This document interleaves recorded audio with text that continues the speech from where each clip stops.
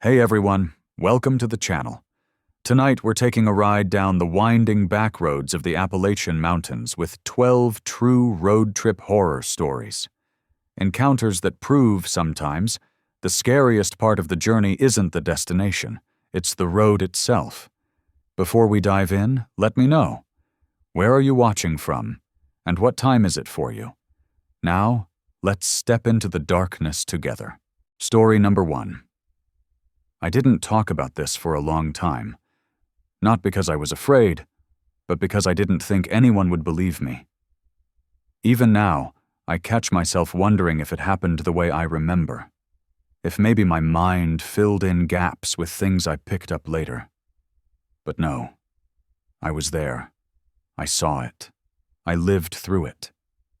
And every time I think back, the same tightness grips my chest, like I'm still in that place, surrounded by the silence that followed. It was 1951. I had only been in the village for a little over a year. I'd taken a job at the local school in Tuscany, teaching literature to children who were mostly sons and daughters of farmers. I'd come from the city, hoping the countryside would offer some peace after a series of disappointments. I didn't expect to stay long, just long enough to find my footing again. The village was small, the kind of place where everyone knew each other's business before noon. The mayor, Pietro, was an aging man with a booming voice and a fondness for grappa. He made it clear from the beginning that tradition came first in that town. Outsiders were welcome so long as they didn't ask too many questions. The first child went missing in early June. A quiet girl named Sophia, who never caused trouble, and always stayed behind after class to tidy up the books. She simply didn't come home one evening. Then, a boy named Matteo. 2 days later. By the end of the week, 6 children were gone. I remember the sense of unease creeping in slowly, like mold. Parents started keeping their children home. No one spoke about the disappearances directly, but you could see it in their eyes. The dread, the suspicion. I visited the orchard almost by accident. It wasn't somewhere people usually went. The trees there were old, tangled, mostly left alone. The villagers said the soil wasn't right anymore, that the fruit came out bitter. But something pulled me there that afternoon. Maybe just a desire to be alone and away from the heaviness that had settled over the school. That's when I saw him. Luca. He was sitting beneath one of the gnarled trees, arms wrapped around his knees, his shirt torn and streaked with dirt. At first, I didn't realize what I was looking at. I thought maybe he was just hurt. Then he turned toward me, and I saw the black thread. Crude stitches crossed his lips, holding them tightly shut. His eyes were wide, blank. He didn't cry, didn't flinch. Just sat there staring past me. I screamed. I remember that much. I ran to him, tried to check his wounds, but he flinched away from my touch. I wanted to call for help, but my voice caught in my throat. Eventually, I managed to get him back to the village, half carrying, half coaxing him along. The doctor looked pale after examining him. It was done carefully, he said, too carefully for a child to do to himself. Luca wouldn't write, wouldn't respond to anything, not even his parents. He just stared.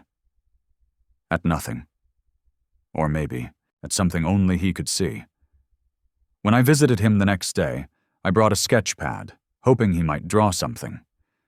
He took it slowly, then began to sketch. Not people, not places. Just symbols, circles inside triangles, spindly trees with human-like roots, rows of eyes without pupils, each one more frantic than the last. I showed the drawings to Pietro.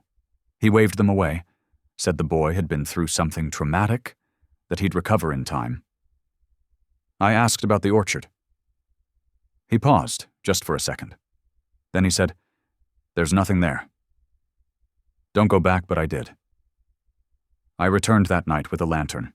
The trees were quiet, and the ground felt soft under my shoes, like it had been freshly turned. I found 6 small mounds near the center of the orchard, like graves, each marked with a small bundle of twine and what looked like animal bones arranged in patterns. I dug one open. What I found wasn't a body, at least not all of one, just bits, fabric scraps, hair, teeth, nothing that made sense, but I knew it was real. I knew someone had done this. When I told Pietro, he looked at me with something close to pity. "Every few decades," he said, "the land needs to be reminded. We plant, we pray, and sometimes we pay. Not everyone believes anymore. But those who've been here long enough know what happens when we ignore the old ways." He said it so casually, like he was explaining crop rotation. I asked him if he'd known, if he'd let it happen. He didn't answer. He just walked away. That year, the harvest was unlike anything anyone remembered. Apples the size of melons, wheat tall as a man's shoulder. People whispered, sure, but they also smiled more. They drank wine made from the grapes that burst from the vines, and they praised the richness of the soil. But no one ate from the orchard. Even at the village feast, when fruit was piled high in baskets, not one piece from those trees was touched. I stayed for 2 more months. Luca never spoke again. Not a word. I visited often, but he never drew for me after that first week. Just sat quietly. Once, I saw him touching his lips, almost absently, like he was checking that the stitches were still there, even though they'd been removed long ago. One night, I left a letter of resignation on Pietro's desk and packed my things. No one asked me why.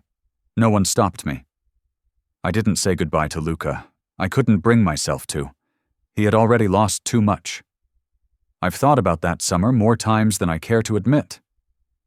I tried to tell someone once, a colleague at another school, years later, but I could tell she didn't believe me. I heard it in the way she said, "How awful," with that tight, polite smile people use when they think you're lying or deluded. But I know what I saw. I know what was done. And sometimes, late at night, I find myself drawing those symbols again. My hand remembers them before my mind does. Circles inside triangles, eyes without pupils, roots that look like fingers. I don't know if it was real in the way we usually define reality. But I know the land remembered. I know the town still thrives, even now, and I know that orchard still stands. Waiting. Before we jump into the next story, please like the video and subscribe to the channel. We really need your love and support. Story number 2. It started with a message from Sophia, my friend since college. She'd been traveling across Europe for her blog and had just arrived in Bruges. We hadn't talked in months, but then out of the blue, I got a voice note. Her voice was strained, distracted. She said she'd found an odd Airbnb. Cheap, but with perfect reviews, and she was sure there was a story behind it. Her last words stuck with me. "Katya, something's not right about the mirror here. It shows. Things." That was it. Nothing more, no location, no follow-up. She never posted again. I messaged her for days, then weeks. Her profile stayed active, but no replies. Eventually, her blog's subscribers started posting comments asking where she'd gone. I wasn't the only one worried. I went to Bruges a month later. It wasn't just about finding her. I needed answers. I told myself it was about closure, but I was already too deep before I even stepped off the train. I traced her last posts and managed to narrow down the Airbnb through a geotag she forgot to remove. The listing was no longer public, but with some digging, I found the owner, a man named Joris. I messaged him from a new account, said I was visiting alone and needed a quiet place to work. He responded within the hour. The flat was available. The place didn't look like much when I arrived. Small, modest, nothing alarming. Joris met me at the door. Tall, soft-spoken, probably in his 30s. Nothing about him screamed danger. He handed me the keys, showed me around quickly, and left. The flat had this eerie stillness to it. Not quiet, still, like everything had paused. But I'd stayed in plenty of creepy places while traveling. I pushed it aside. I looked through every drawer, every closet, every corner, half hoping I'd find a clue left behind by Sophia. But there was nothing. No journal, no charger, no strand of hair. It was clean to the point of sterile. Except for the mirror. It hung on the wall opposite the bed. Tall, old, with a tarnished frame. It didn't match the rest of the place. I didn't think much of it at first. That changed at night. I had trouble sleeping. Jet lag or nerves, probably both. I tossed around for hours. Around 3 a.m., I sat up and glanced at the mirror, expecting to see my own exhausted reflection. But the mirror was wrong. I could see myself, but behind me, there was someone else. A woman. She was blurry, like she was underwater. Her face was twisted with grief, hands reaching out like she was trapped behind the glass. I turned around, heart in my throat. Nothing there. I looked back at the mirror. It was just me now, alone. I didn't sleep at all that night. In the morning, I convinced myself it was sleep deprivation, maybe even a waking dream. I left the flat and wandered the city for hours trying to calm myself. I debated leaving. But something about Sophia's message kept me rooted there. I needed to understand what she saw. The next night. I waited until dark. I sat in front of the mirror, phone in hand, recording. Nothing happened for hours. I was about to give up when the surface began to shift, like a shimmer, subtle but unmistakable. Then it showed someone else. It was my father. He died when I was 17. I remember the hospital bed, the tubes, the way his eyes dimmed just before the flatline. But in the mirror, he looked alive. Older, as if he'd aged with me. He was smiling.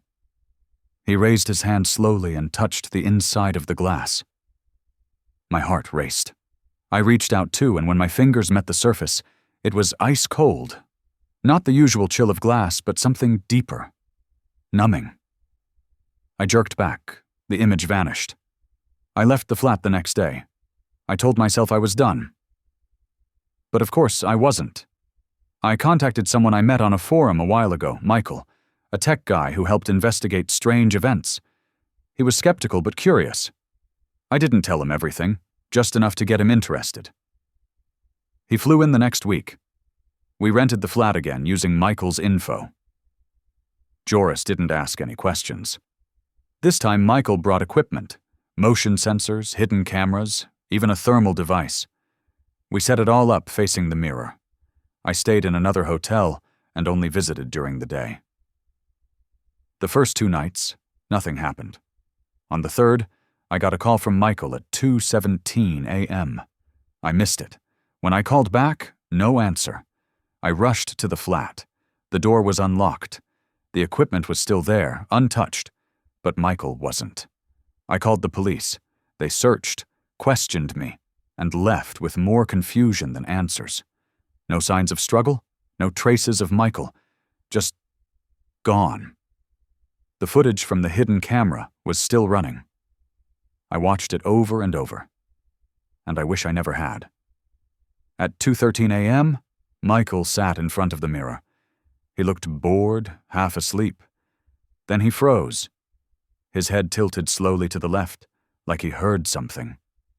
He turned to face the mirror, and his expression changed. Horror. Then awe. He stood, approached the mirror, touched it. A crackle of static burst through the audio, and the video glitched. Then it showed him standing, but his reflection was screaming. Then it wasn't a reflection anymore. The mirror showed him convulsing, blood seeping from his eyes, his mouth open in a silent scream. But in the real room, he stood perfectly still. Then he dropped. The video timestamp continued, but he never moved again, and yet there was no body. I showed it to the police. They dismissed it as a hoax, said he probably left on his own. They didn't even take the footage. I was on my own again. The listing vanished the next day. The flat was emptied when I returned. No mirror. No Joris. The address didn't even show up on Google Maps anymore, like it had been scrubbed. Sophia never resurfaced. Neither did Michael. I went home. I tried to move on. For months, I told myself it was trauma, that my mind twisted what I saw, went to therapy. I journaled. I got better. Then, weeks later, I saw it. In a thrift store window downtown, a mirror. Old, tarnished, tall. The same one. I felt it before I saw it, like a hand tightening around my lungs. I walked in, heart hammering. The clerk didn't know where it came from, said someone dropped it off anonymously. I stood in front of it. My reflection stared back. But it wasn't just me. Sophia stood behind me. No smile, no sound, just wide, tear-filled eyes. Her lips moved like she was trying to speak, but no words came. Then Michael appeared beside her. Then my father. Then people I didn't recognize. Dozens of them, all watching me. I ran. I didn't look back. I came back the next day, ready to destroy it. But the mirror was gone. The clerk didn't know who took it. I didn't sleep that night. I haven't really slept since. I moved cities, deleted all my old accounts, stopped writing. But I still see it, in dreams, in shop windows, sometimes just in the corner of my eye. The mirror isn't just a window, it's a door. And once you've looked through it, something looks back. So if you ever see a listing that's too good to be true, with perfect reviews and no recent checkouts, walk away. Don't open the door. Don't look in the mirror. Because if you do, you might see someone you love, and you'll never see yourself again. Story number 3. I still don't know if putting all of this down is a good idea. Even now, thinking back on that week in 1983 makes my stomach twist. Like some part of me is still trapped in that silence. I was 25 back then, working freelance for a local newspaper, chasing stories no one else cared about. Most of the time it was fluff pieces, lost dogs, retirement parties, new shops opening up. But what happened in the Blue Mountains that year was something else entirely. I'm not sure I've ever really recovered from it. Maybe writing it like this will help. Or maybe it'll just dredge it all back up again. It started on a Tuesday morning. There'd been talk around town for weeks about the quarry expanding, deeper drilling, some kind of exploratory shaft being blasted open. I wasn't paying much attention, really. Theo, a rough, stocky man in his late 40s who'd worked the mine most of his life, had mentioned it once when I ran into him at the pub. "They're going too deep," he said, frowning into his beer. "There's something down there that don't want to be found." I remember laughing. He didn't. The explosion came just after 9 a.m. I was at the council office, scribbling down notes for a zoning dispute when the windows shook. Everyone flinched, but no alarms went off, and we figured it was just the blast they'd scheduled. Standard procedure, apparently, but what happened after wasn't standard at all. It was like the sound had been sucked out of the world. I didn't notice it at first. I looked up from my notepad to find the room frozen. People mid-sentence, eyes wide. I opened my mouth to ask what was going on, but nothing came out. Not a whisper. I tried again, harder this time, and still. Nothing. One of the councilmen knocked over a chair. It hit the floor in absolute silence. It took about a minute for the panic to set in. People ran into the street. No horns, no yelling, no footsteps. Just this horrible vacuum, a kind of nothingness that pressed on your skull. It wasn't just speech that vanished. It was every sound. No birds, no wind, no engines. Just silence so dense it felt physical. I sprinted back to the newspaper office, thinking maybe it was just the building, some kind of gas leak or acoustic thing. But the streets were the same. Mimes, all of us, walking with frantic eyes, gesturing wildly, trying to make sense of what had happened. I found Iris outside the clinic, standing beside an overturned wheelchair. She was 19, a trainee nurse with quick hands and sharper instincts than most people twice her age. I tapped her shoulder and she turned, mouth opening in a silent scream when she saw my face. Then she grabbed my wrist and dragged me inside. We spent the next hour writing frantic notes to each other. No one could hear. Not just speech. No internal sounds either. No heartbeat thumps in your ears. No teeth grinding, no coughing. That was the worst part for Iris. She kept tapping her chest, frowning, like her own body had turned traitor. Eventually, she scribbled on a pad. There's a humming. In the pit. I didn't understand at first, but she repeated it, nodding. It's faint, but I can feel it like a vibration. It's only at the quarry. We went back the next morning. Or at least, I think it was morning. Time got slippery in that silence. People stopped going to work. Schools didn't open. Radios didn't broadcast. Phones didn't work. We were cut off, not just from each other, but from the world. There was no way to know if it was just us or something bigger. The only anchor I had was Iris, and eventually Theo. He found us at the edge of the quarry, gesturing wildly to keep us back. His face was gaunt, like he hadn't slept. He pointed down into the pit and then at his ears. Same deal. We all understood. Iris signaled for him to follow us. Back at the clinic, we used notepads again. Theo wrote, "It's always the same, every 80 years.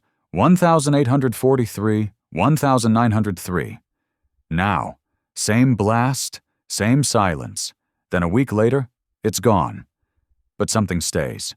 He pulled a yellowed notebook from his jacket and laid it on the table. Clippings, old records, scraps of handwriting and faded ink. He wasn't lying. There were reports of unexplained mass muteness in the area from 1903 and 1843. Similar circumstances. Some kind of mining event followed by silence. Back then, people called it a curse. No one ever explained it. Theo had been collecting for years. They always shut the quarry after, he wrote. But it opens again. Greed wins. Always does. I didn't want to believe him, but it was hard not to. Billy the skeptic was starting to crack. That night, Iris and I tried to sleep in the clinic. It was impossible. Without sound, the dark becomes something else. You can't hear if someone's in the room. You can't whisper for comfort. You lie there, staring at the ceiling, wondering if your breath will just stop. I remember waking to Iris shaking me, eyes wild. She pointed to the window, and I saw it too. A glow coming from the pit. Faint, purple-red, pulsing. She scribbled, "It's louder, the humming." I didn't hear it, obviously, but I felt something then, like my chest was echoing with something that didn't belong to me.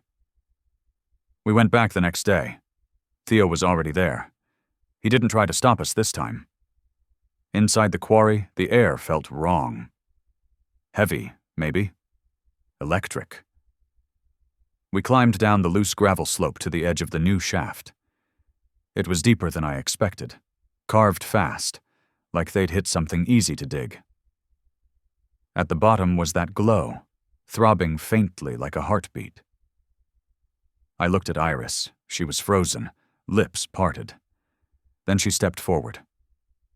Theo grabbed her arm and shook his head violently. He pointed to a page in his notebook. People disappeared before, every time. Don't go near it." We didn't. The next day, the silence started to lift, but not completely. A child's scream was heard by her mother. A dog barked once. A glass shattered with sound. It came in waves, flickers. That's when people really started panicking, because it meant the silence hadn't just broken us, it was leaving us changed. I tried to document everything. I filled pages with observations, accounts from others, scraps of theory from Theo. But I didn't publish it. Not then. People were too fragile. And honestly, I was scared. Theo kept repeating the same phrase on his notepad. "It will happen again." On the 7th day, sound returned fully. It was like someone had flipped a switch. Birds, cars, voices. The first real sound I heard was Iris laughing, and then crying. We all cried, I think.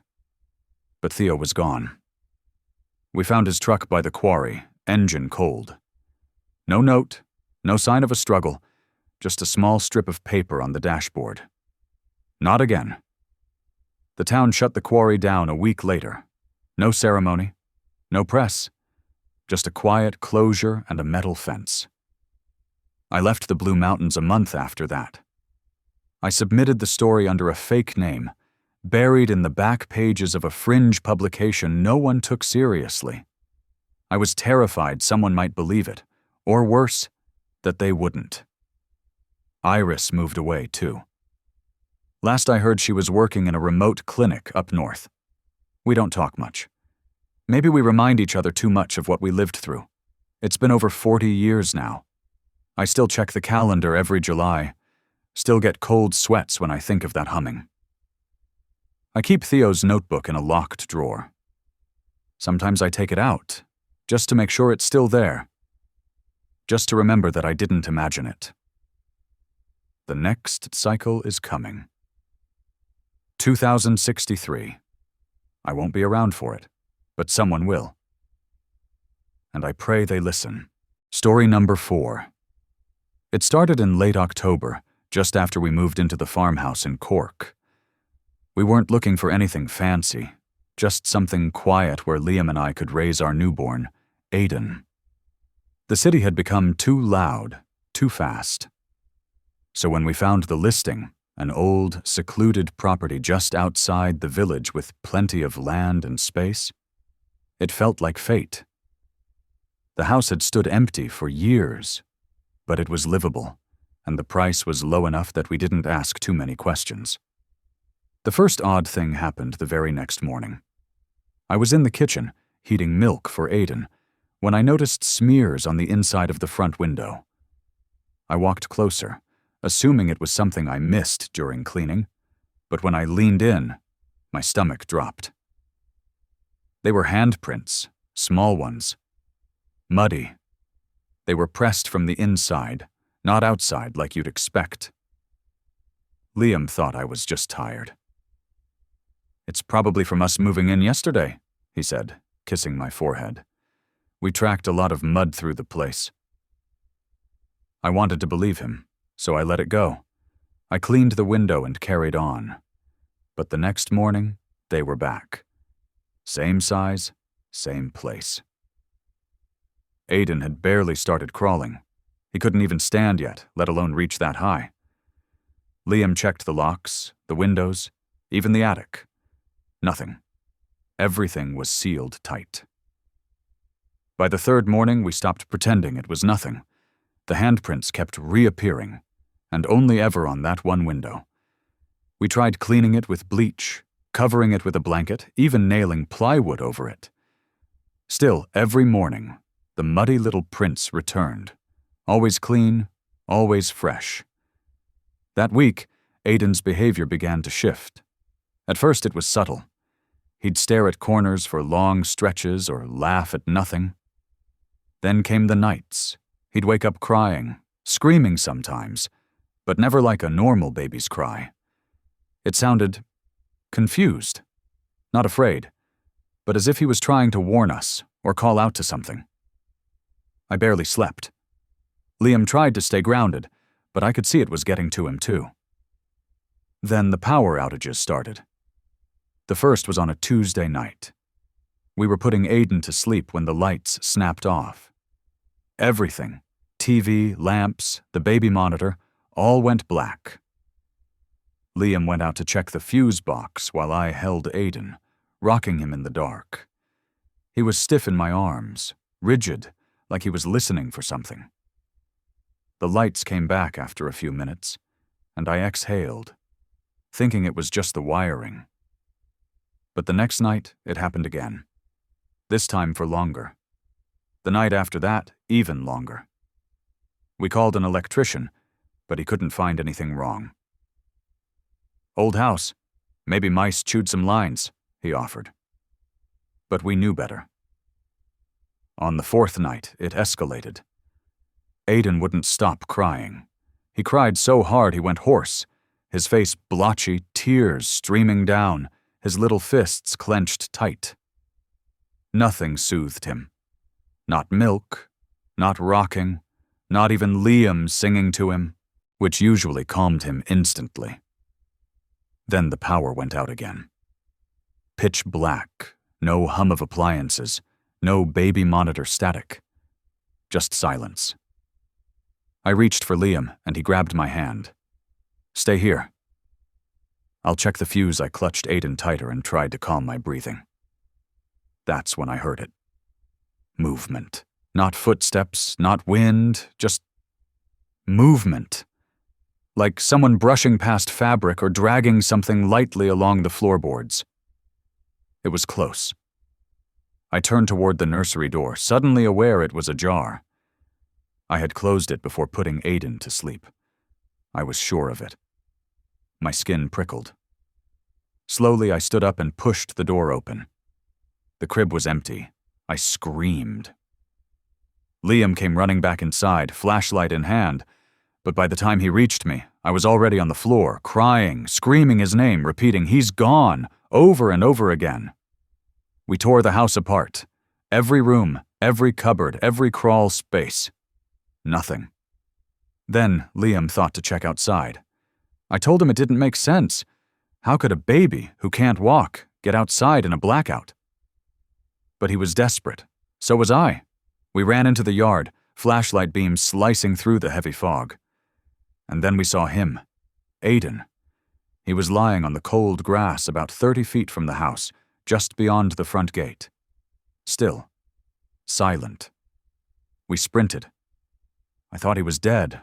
I thought my son was dead. But when I scooped him up, he opened his eyes. Calm. Not scared. Almost tranquil. "Is he okay?" Liam gasped, touching his cheek. "I think so." "He's warm," I said, bewildered. Then we noticed the ground around him. Symbols, carved into the earth, shallow but deliberate. Circles, triangles, twisted patterns we didn't recognize. Some looked like spirals, others like birds or eyes. They weren't random. They formed a ring around him. Liam wanted to call the police. But what could we say? That our baby vanished from a locked crib during a blackout and reappeared outside, surrounded by symbols? They'd think we were insane. So we said nothing. That night, we didn't sleep. We sat with Aiden between us, holding his hands, watching him breathe. In the morning, the handprints were gone. Not just cleaned, gone, like they were never there. The window was spotless. So were the walls. So was the nursery. No mud, no symbols, nothing. We took Aiden to the doctor that afternoon. No injuries, no signs of exposure. The pediatrician said he was perfectly healthy. For a while, we tried to convince ourselves it was over. We made plans to sell the house, to leave. But something shifted in Aiden. He didn't laugh as much. He stared more. His eyes followed things we couldn't see. Sometimes he'd hum a low tune, almost like a chant. It didn't sound like anything we'd taught him. One night, I woke up to find him standing in his crib, not crying, just staring out the window. It wasn't the handprint window. It was the one facing the yard. I walked over, pulled him gently into my arms, and whispered, "What are you looking at, love?" He didn't answer, but he smiled slowly and said something under his breath. I didn't understand it. It wasn't English or Gaelic. It didn't even sound like words. But it chilled me. Not because of what he said, but how he said it. Calm, assured, like he knew more than he should. We left the house 2 weeks later, sold it for half its value, moved back to Dublin. We didn't tell the buyers anything, and I still feel guilty about that. But I had to think of my family. It's been years now. Aidan's in school, smart, funny, kind. But there's a quietness to him. He doesn't like being touched when he's sleeping. He hates the dark. And sometimes, in his drawings, I see the symbols again. Not exact, but close. I asked him once where he learned them. He shrugged. "They told me," he said. "Who?" He just smiled. And I never asked again. Story number 5. I never used to believe in anything supernatural. I'm a practical guy. Or I used to be. I fixed things for a living. VCRS, televisions, camcorders, old tape decks, whatever people brought into my workshop in Invercargill. It was 1988, and I'd been running my repair shop, Howard's TV service, for 7 years. Mostly elderly folks came in, clinging to their dusty gear, asking me to bring it back to life. It was a quiet, small-town job, and I liked it that way. Everything changed on a Tuesday morning in April. I remember it because the shop was nearly empty, and I was finally catching up on the backlog. I'd just finished repairing a Ferguson VCR, stubborn little machine. And I was about to test it using an unlabeled tape from the junk drawer, the kind of pile every repair guy keeps around. I slipped the tape in, pressed play, and waited for the static to clear. The image was shaky at first. Just noise. But then faint outlines began to shape, like a hallway in someone's house. It was black and white, grainy, like an old security feed, except this wasn't a security tape. The angle was too deliberate. Someone was filming. A woman walked into frame, long dark hair, barefoot. She looked around, cautious. Behind her, a figure emerged, masked, gloved, and with a heavy wrench struck her from behind. She dropped like a sack of flour. The tape ended abruptly, just static after that. I remember blinking, my heart thudding in my chest. My first thought was that someone had recorded a scene from a horror film. But I knew tapes. I could tell when something was staged. This wasn't. The way the woman flinched at small noises, the way she glanced over her shoulder. She wasn't acting. And the sound? There were no musical cues, no effects. Just a raw, ambient sound. The kind you don't notice unless it's real. I told myself it was some weird art project, maybe a university student experimenting with realism. But something in my gut twisted. I rewound the tape and played it again. Same thing. Same brutal hit. I noted the furniture. A striped couch, a round wooden clock on the wall, a narrow bookshelf with a potted plant, all painfully ordinary. Familiar. That night, I couldn't sleep. I kept seeing her fall, the way her body crumpled, the way the camera didn't flinch. 2 days later, I saw it on the news. Local woman murdered in her home. The photo they showed was grainy, taken from a driver's license, but it was her. The same woman from the tape. Her name was Janice Kirk, lived on the east side, bludgeoned to death in her home. No suspects.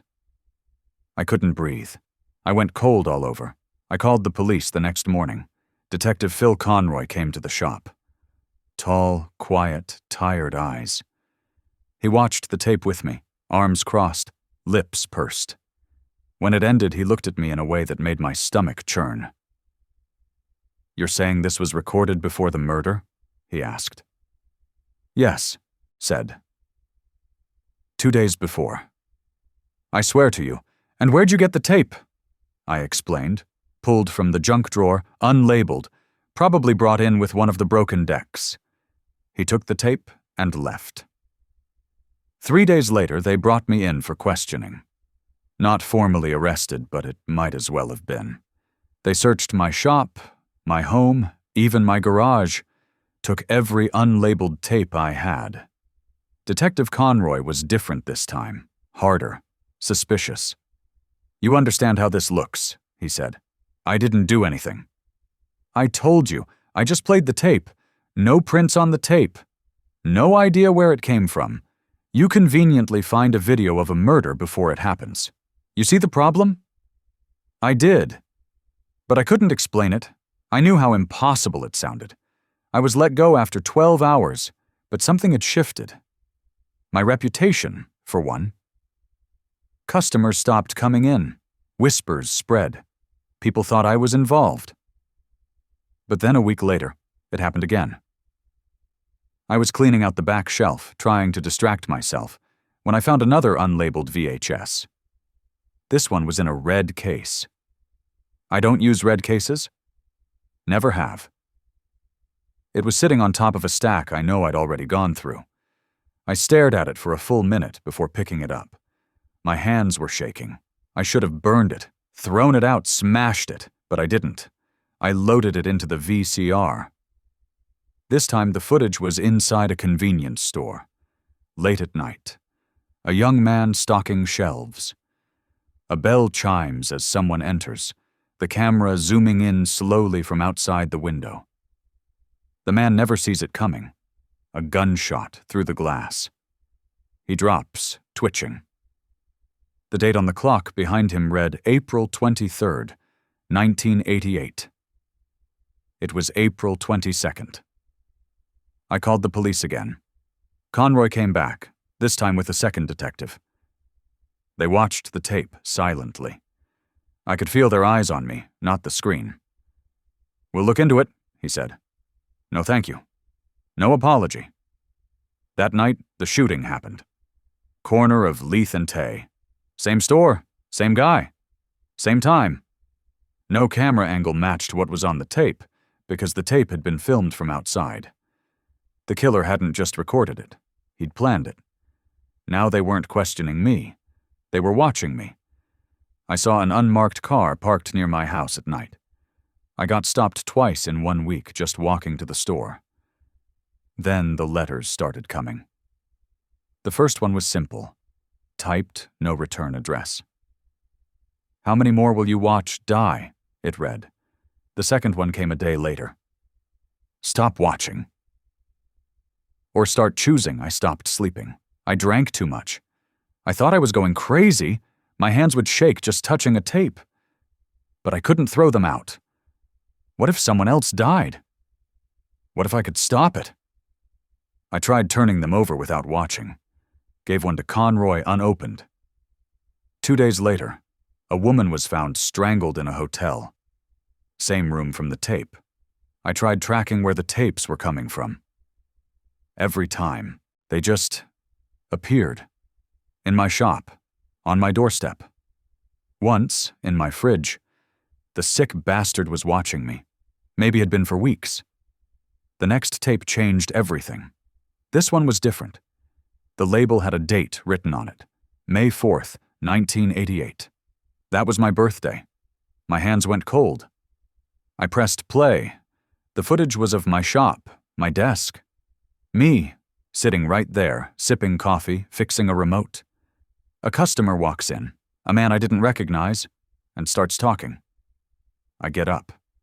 He pulls something from his coat. A knife. He stabs me. Once, twice, again, I drop. The tape ended there. I couldn't speak. Couldn't move. I replayed it. It was my voice, my posture, same cup I was holding that morning. I didn't call the police. Not this time. I closed the shop early, locked everything, and went home. I stayed up all night, every light on, watching the window. Nothing happened. The next day, I didn't go to work. May 4th came. I sat at home, phone in hand, heart pounding every second. Noon passed, then 2 p.m., then 5. At 7:13 p.m., the front door handle rattled. I had locked it. Deadbolt 2. I froze. The knock came next. 3 times. Then silence. I crept to the door, kitchen knife in hand, peered through the peephole. A man stood there, same jacket, same posture. He looked up and stared directly at the peephole, like he knew I was there. I didn't breathe. He turned and walked away. I called Conroy, told him everything. This time I begged. "Someone is playing with me," I said. "He's going to kill someone, maybe me."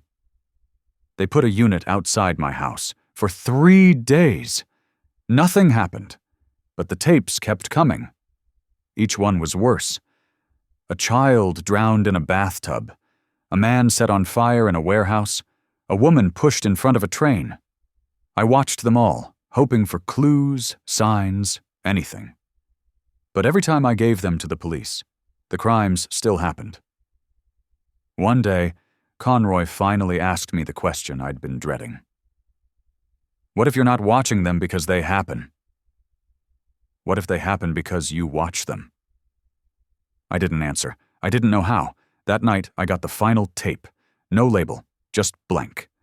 I put it in, feeling like I was about to vomit. Static. Then, me, sitting in a chair, watching a TV. On the screen, another tape, another murder. I watched myself watch. The camera panned behind me. Someone was standing there. A hand reached out. The screen went black. I smashed the tape, burned the pieces, every tape, every case. I closed the shop the next day, left town, moved north. Changed my name. That was over 30 years ago. I've never fixed another VCR, never touched another tape. Sometimes I still hear static when everything's quiet. Like someone's pressing play, like they're still watching. Which story setting scared you the most? Let me know in the comments. Story number 6. I never believed in anything paranormal. Ghosts, curses, time slips, all that felt like nonsense people told to entertain themselves. I'm a restoration architect by profession, trained to see buildings as systems and structures, not vessels of mystery. That belief held firm until the summer of 2016, when I took a freelance contract to oversee a historical renovation in La Rochelle, France. It changed everything I thought I understood about the world. The job was simple enough. A boutique hotel, closed since the early 2000s, was being restored to its 1930s Art Deco charm. The place had good bones but needed everything redone. Wiring, plumbing, load-bearing reinforcements. My job was to inspect the building for structural integrity and guide the contractor team through preservation decisions. I arrived in mid-July, the town basking in the kind of quiet that comes from a place both beautiful and a little forgotten. The hotel sat 3 blocks from the coast, tucked into an old row of stone buildings, its facade worn but proud. For the first few weeks, everything went smoothly. It wasn't until we got to the West Wing, specifically the former servant quarters on the 2nd floor, that things began to feel off. It wasn't anything dramatic, just a smell. That's how it started. A kind of dry, dusty odor mixed with something older, like books that had been left to rot in an attic. But there weren't any books there, just plaster walls, wood lath, and old insulation. On a Thursday morning, I walked in to find one of the workers, Christophe, standing near the wall, frowning at a bulge in the plaster. He tapped it and turned to me. "This part doesn't sound right," he said. "It's hollow, but not like the others. And it's sealed cleaner." I ran my fingers across the wall. He was right. The seams were sharper, more intentional.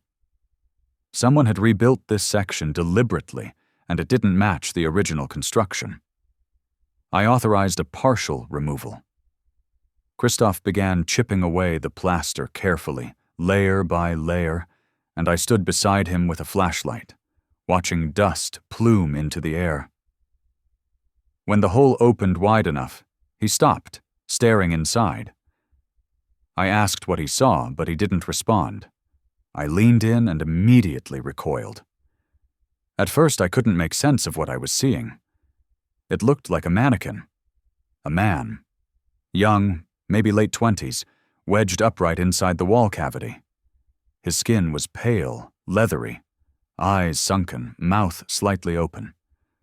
But what stood out was the uniform. An old hotel bellboy outfit, deep red, brass buttons tarnished with time. He looked perfectly preserved, almost too perfect. Christophe backed away, muttering something under his breath, and called the police. We halted all work in the West Wing. The authorities arrived within the hour, and a forensic team took over. They exhumed the body with surgical precision. No ID, no wallet. But what shocked everyone wasn't just the preservation. It was what they found on his left wrist, a digital wristwatch. Not a modern smartwatch, but the kind from the 1960s. Metal band, square face, a basic LED screen. The coroner said the battery had long since died, but the date etched on the back read 1962. I sat with the police during questioning. I told them what I knew, which wasn't much. The site had been closed for over a decade, but this particular wall looked like it had been sealed for much longer. An officer brought out an old staff registry from the 1940s, recovered from city archives. One name stood out. Émile Lefebvre, a bellboy who disappeared in 1943 during the German occupation. His photo matched the corpse almost perfectly, down to the slight gap in his front teeth. The police were baffled. No signs of trauma, no indication of foul play. The wall had been sealed with methods consistent with the 1940s, but that watch, it didn't exist during the war. It had no business being on his wrist.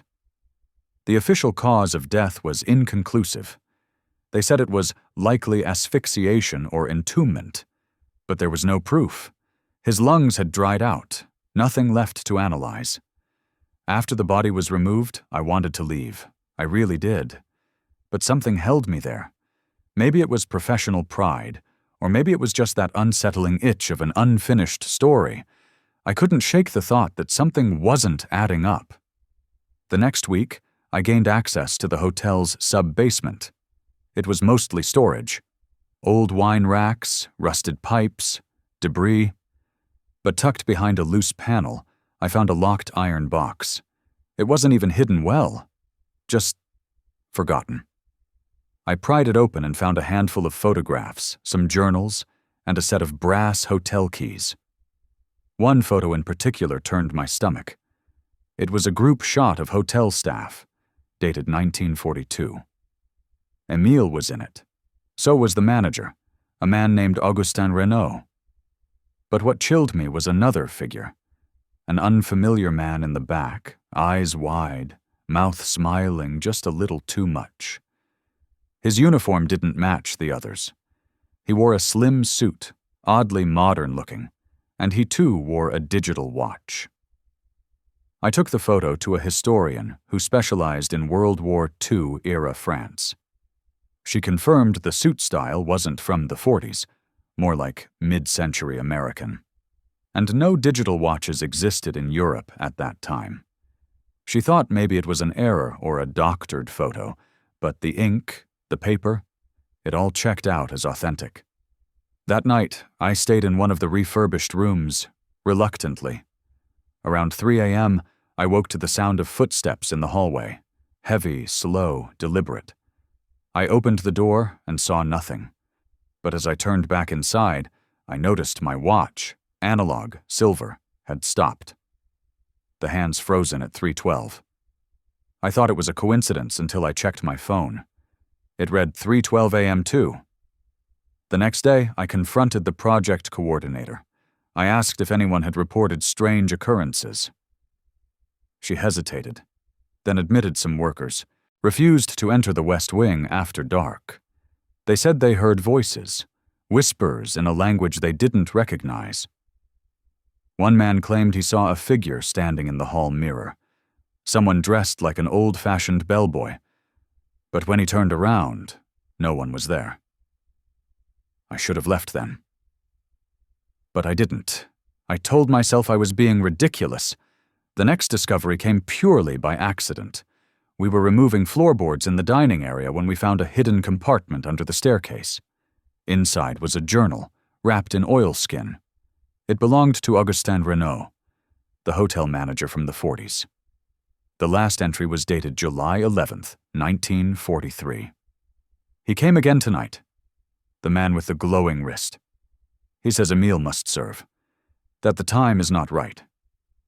I told him to leave us be, but he laughed.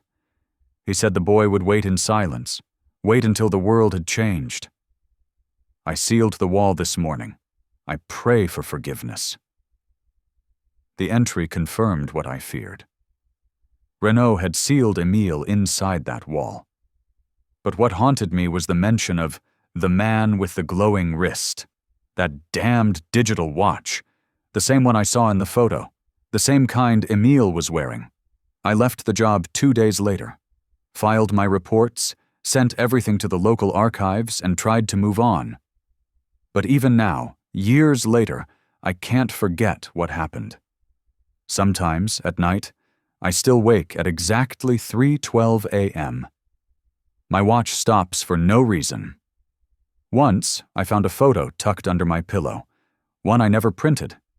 It was that same staff photo from 1942, only this time I was in it.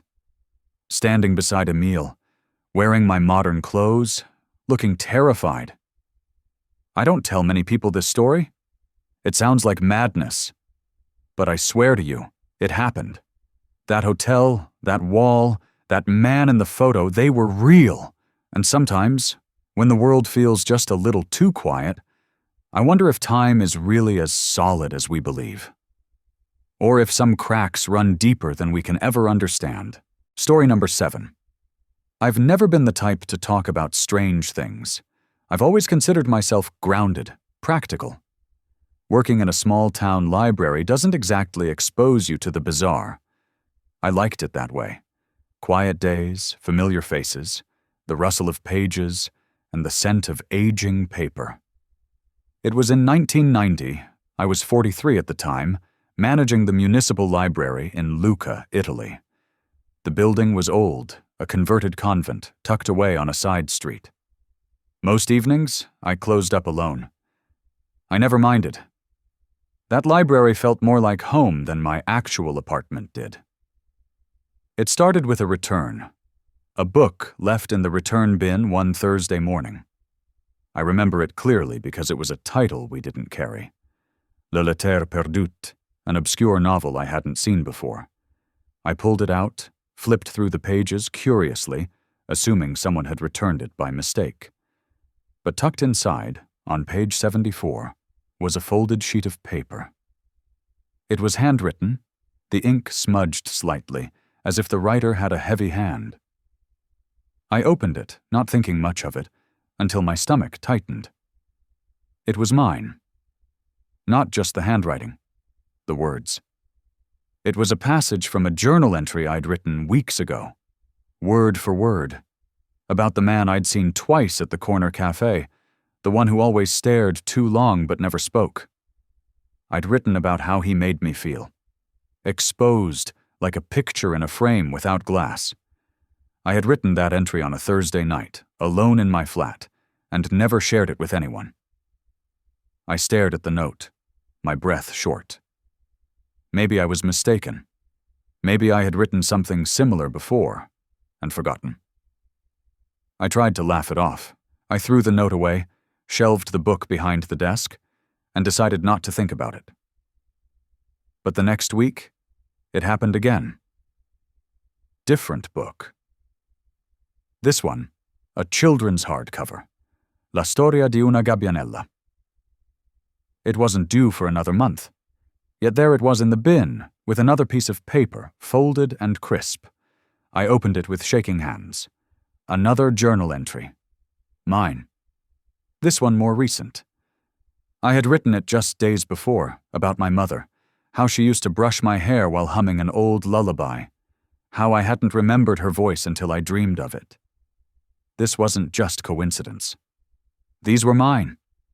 I searched my apartment that night, checking locks, drawers, cabinets. My journal had always been kept in the bottom of my bedroom armoire, tucked beneath linens. It wasn't there. Not stolen, just gone. As if it had simply vanished. I changed the locks the next day. The following week, a third book arrived. I didn't even open it right away. I just stared at it on the desk. A novel with a cracked spine and a dog-eared cover, its title smudged. My hands trembled when I opened it.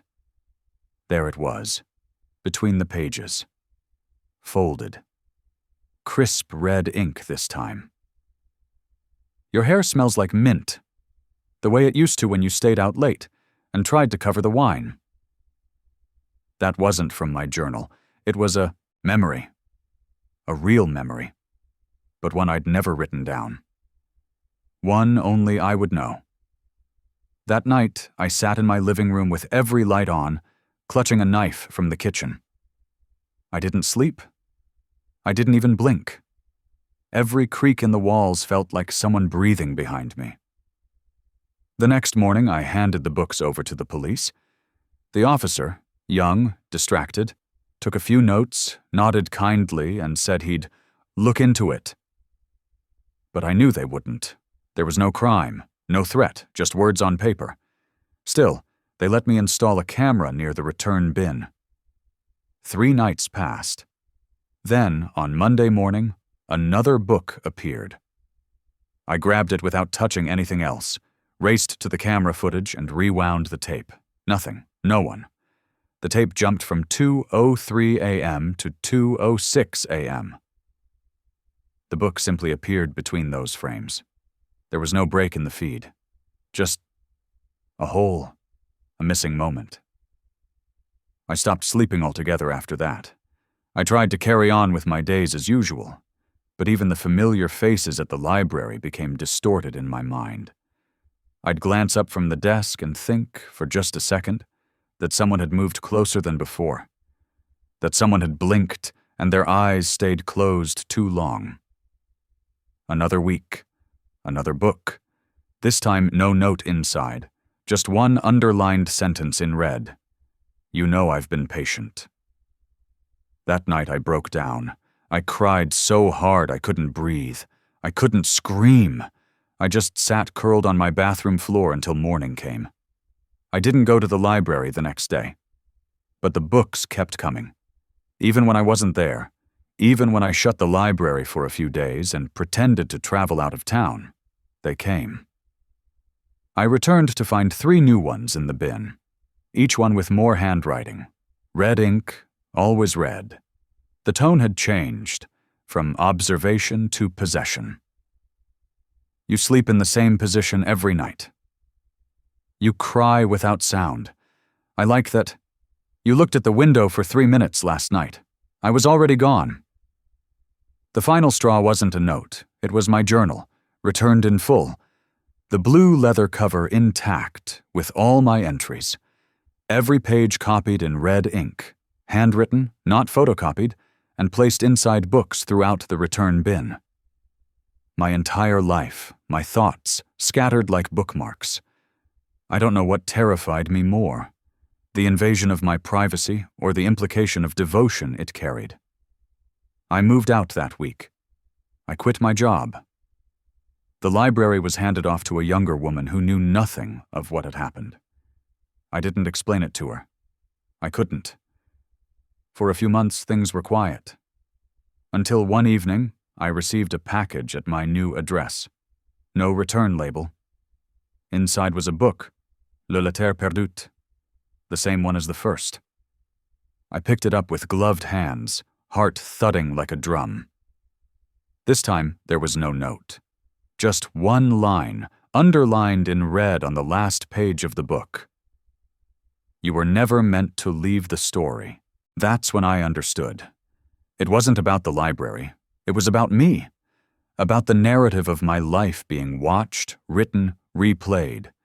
Someone, or something, had cast me as their story. And stories don't get to choose their readers. They are read, over and over, until the last word. I burned the book that night. I've moved twice since then. No forwarding address, no online presence. I keep my thoughts in my head now, not on paper.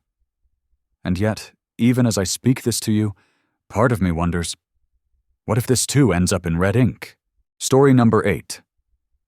I used to walk the same route every evening, from the diner where I worked part-time to the community college in Ensenada. My classes started at 7, so I usually had about an hour to grab a snack, walk a few blocks, and take my time. It wasn't a fancy neighborhood, but it wasn't dangerous either. People knew each other. You could nod at someone on the street and expect a nod back, that kind of place. The first time I noticed him, I didn't think much of it. He was standing by a lamppost near the old bakery that had been shut for months. Mid-30s, maybe, dressed like someone who blended in. Jeans, loose jacket, a baseball cap. What caught my eye was how still he stood. Like a statue, not looking at anything in particular, just waiting. I passed him, and as I did, I glanced sideways. He wasn't looking at me, but something about his presence felt out of place, not threatening, just wrong. The second time, 2 days later, he was in the exact same spot, same jacket, same cap. This time he was holding a newspaper, not reading it, just holding it at his side. I looked directly at him when I walked past. Still no eye contact. I kept walking and didn't look back.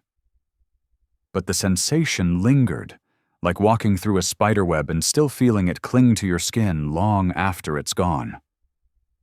Over the next week, I saw him 4 more times. Always in that same spot, always around the same time. He never approached me, never spoke. He never followed, not that I could tell. But he was always there, standing like he'd been waiting for hours, even though he looked fresh, like he'd just stepped outside. I told myself it was coincidence. Maybe he lived nearby. Maybe he was waiting for someone. Maybe he was homeless and the lamppost was just his regular place. But each day it became harder to believe that. There was something too deliberate about it, too exact. One Thursday evening, I had a headache and decided to skip class. I left the diner, took a different route home, cutting through some back streets, trying to shake the thought of him out of my mind. I hadn't seen him that day, and I figured maybe it was over. Maybe whoever he was, he'd moved on. I stopped at the corner store near my apartment to buy some aspirin and a bottle of water. When I stepped back out onto the street, there he was. Not by the bakery, not down the road, but right across from the store. Just standing there, still holding that same newspaper. And this time, he was looking directly at me. We locked eyes for what felt like a full minute. I was frozen. My hands were trembling so badly I dropped the water. It cracked open on the sidewalk. He didn't move, didn't blink, just stared. I turned and walked quickly toward my building, trying not to run, trying not to panic. I could feel his eyes burning into my back the whole way. That night, I didn't sleep. I kept my lights off and watched from my window. I couldn't see the street directly, but every little sound made my chest tighten. I double-checked every lock twice. When I finally drifted off, I dreamed I was walking that same street over and over, but the buildings were gone, and the only thing left was him, standing at every turn, watching me. I decided not to go to school the next day. I called in sick to the diner too. I needed space to think. Maybe he wasn't dangerous. Maybe I was making it bigger in my head. But why would he be there again if I wasn't following the same path? Around noon, I worked up the nerve to go outside. I kept to crowded areas, stayed in the market lanes, always looking around. No sign of him. That helped a little. I went back home before dark, but when I checked my mailbox on the way in, there was something unusual inside. A folded piece of newspaper. It wasn't addressed. No markings. Just a single sheet torn from the classifieds. I unfolded it.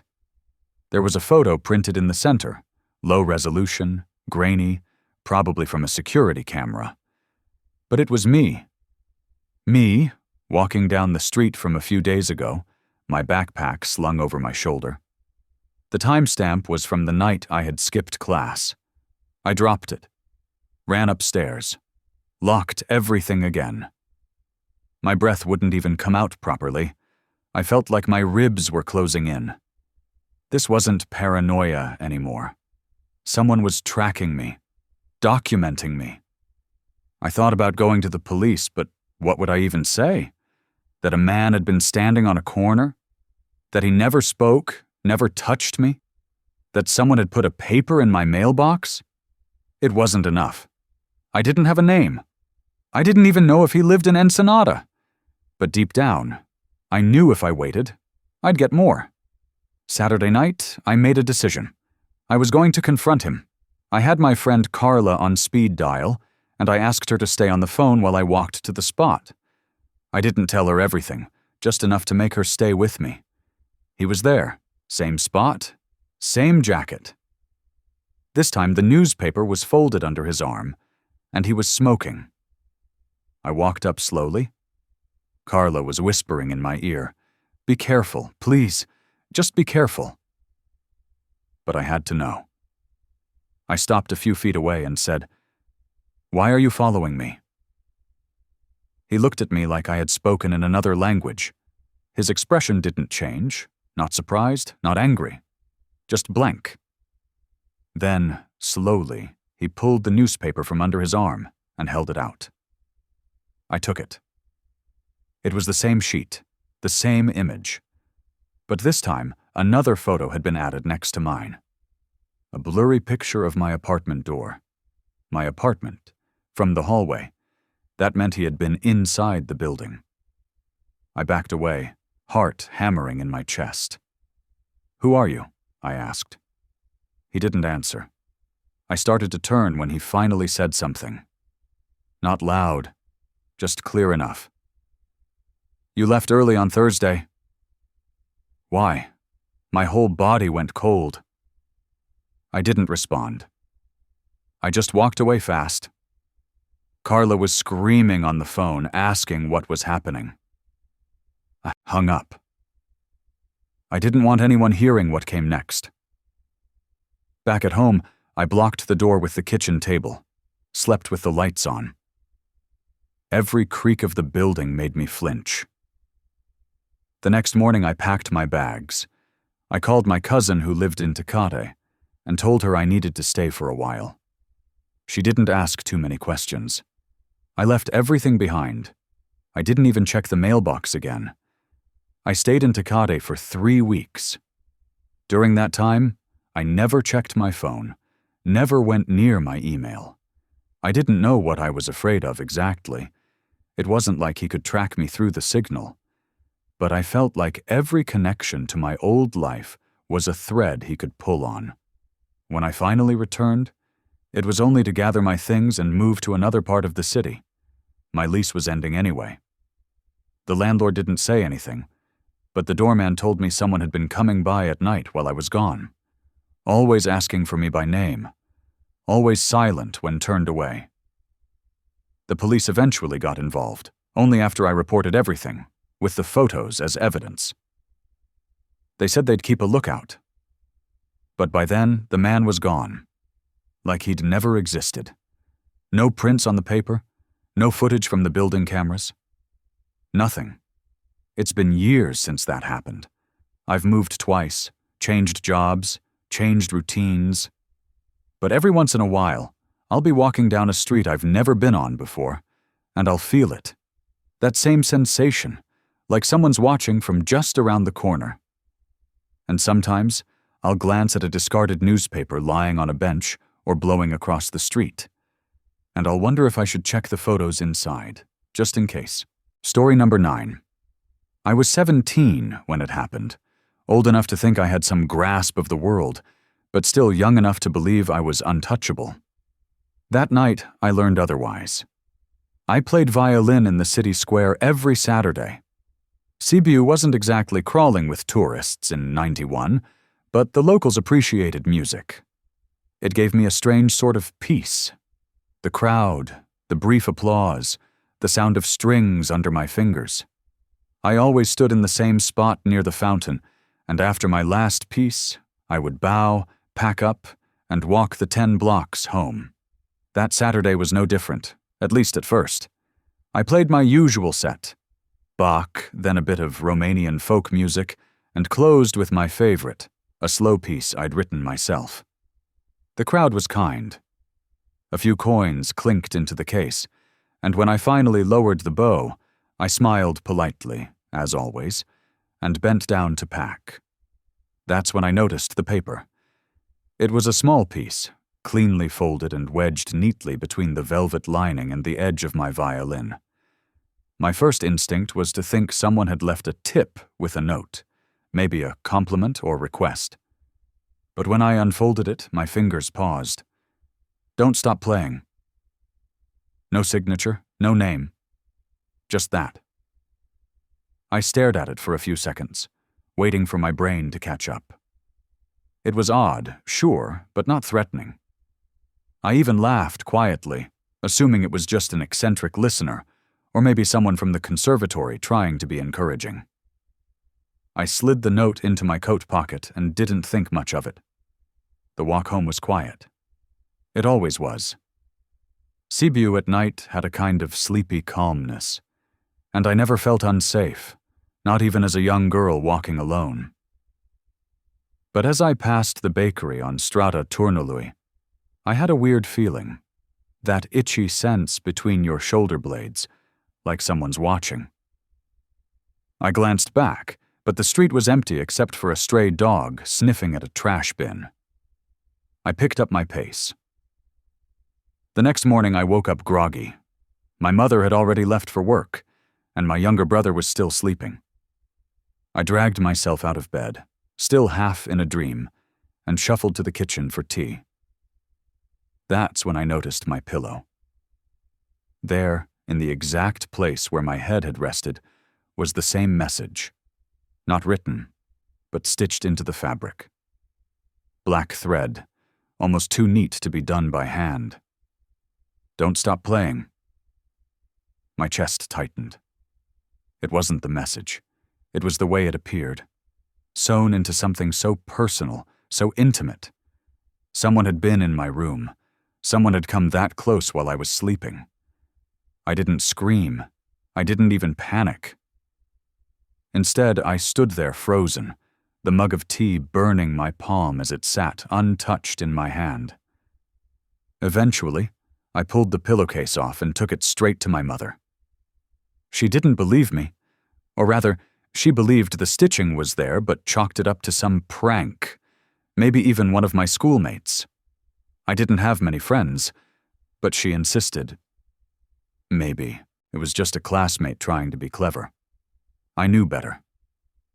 That afternoon, I skipped the square. I stayed inside, pretending to study, but my mind was spinning. I kept replaying the previous day in my head. Had I seen someone strange in the crowd? Did anyone linger longer than usual? By Monday, I convinced myself I was overreacting. The note could have been some strange encouragement.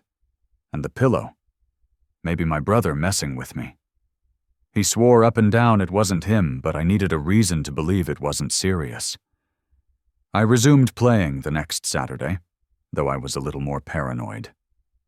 I watched the crowd closely. There was nothing unusual.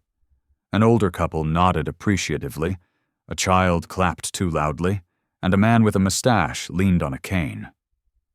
Normal people. Normal day. Until I got home. This time there was no note in the case, no stitching, just silence. I began to wonder if it was over. Maybe it really had been a one-time thing. Maybe I'd scared off whoever was behind it. Days passed. Nothing strange. I went to school, helped my mother with chores, practiced my violin in the evenings like usual. Then, a week later, my brother came into my room, holding something. "Did you drop this?" he asked. He was holding a photograph, black and white, printed on thick paper. I took it from him, heart racing before I even turned it over. It was a photo of me, playing in the square, not from Saturday, but from 2 weeks prior. The angle was odd, not like someone in the crowd. It was taken from behind, from a distance, like the photographer had been hiding. I asked him where he found it. "In the mailbox," he shrugged. No envelope, no name, just the photo. I didn't sleep that night. The next morning I went to the police. I showed them the photo and told them about the note and the stitching. The officer on duty listened with mild interest but offered nothing useful. "If anything happens again, let us know," he said, scribbling something meaningless in his notepad. I left feeling worse than when I arrived. That Saturday, I didn't perform. I stayed inside, curtain drawn, violin untouched. I thought about quitting entirely. Maybe whoever it was would lose interest if I stopped. But Sunday night, I found another note. This time slipped under the door. Same handwriting. "Why did you stop?" I didn't show anyone. I didn't know what to say anymore. I felt trapped. If I played, I was inviting it. If I stopped, I was provoking it. I felt like a puppet in someone else's game. And the worst part was, I had no idea who was holding the strings. Monday morning, I skipped school. I took my violin to a friend's house across town and asked to practice there. She didn't ask questions, and I didn't offer any. I played with the windows open, trying to hear if anyone was outside. I didn't. When I returned home, everything looked normal, until I went into my room. On my bed sat a gift box, wrapped neatly, tied with a black ribbon. I didn't touch it. I called my mother in, and she opened it. Inside was a violin string, cut in half. Alongside it was a new note. "Don't make me silence you." That night we left the apartment and stayed with an aunt. My mother called the police again. This time they took it more seriously. An officer came to check the flat. No signs of forced entry, no prints, nothing. I stopped performing altogether. For a month, there were no more notes, no photos, nothing, until I received the package. No return address. Inside was a cassette tape, just a blank tape, no markings. I borrowed a player from school and sat alone in the music room, pressing play with trembling hands. It was a recording. Of me. Practicing. Not in public, in my bedroom. You could hear the sound of my bed creaking as I sat down. You could hear the faint squeak of my chair. The recording went on for minutes, capturing my tuning, the scraping of the bow, and worst of all, the voice. At the end of the tape, there was a whisper. "Keep playing, or I'll come closer." I don't remember leaving the school. I just remember running, my heart in my throat, my legs numb. I ran all the way to the police station and slammed the tape on the desk. They finally listened. What followed was a flurry of activity. Our apartment was searched again. This time they found a tiny pinhole camera lodged into the vent above my bed. It had wires running into the wall. Someone had been watching me for weeks, maybe months. They traced the wiring to a storage unit 2 floors below, rented under a false name. Inside, they found dozens of photos. Of me in the square, of me at school, notes, recordings, even pieces of my discarded sheet music. My entire life catalogued like some sort of twisted obsession. The man was eventually caught, a neighbor from the building across the street. Quiet, polite, lived alone. He worked nights and apparently spent his days watching me. He'd installed the camera while we were out, and snuck in regularly using a stolen copy of our building key. The stitching on the pillow?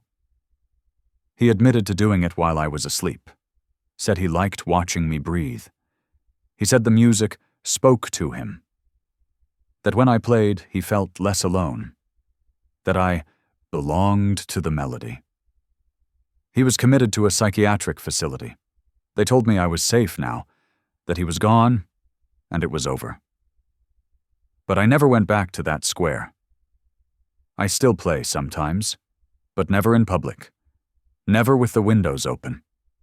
And every time I put bow to string, I wonder if someone, somewhere, is still listening. Because even now, years later, every so often, I still find a note. Just 3 words. Don't stop playing.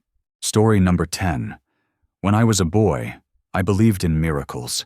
Not the kind that came with fireworks and choirs, but the quiet ones, a candle that wouldn't blow out, a rosary found just when I needed it. I was 14 in 1983, an altar boy at Santa Maria dei Miracoli in Florence. My mother had insisted. She said it would teach me humility.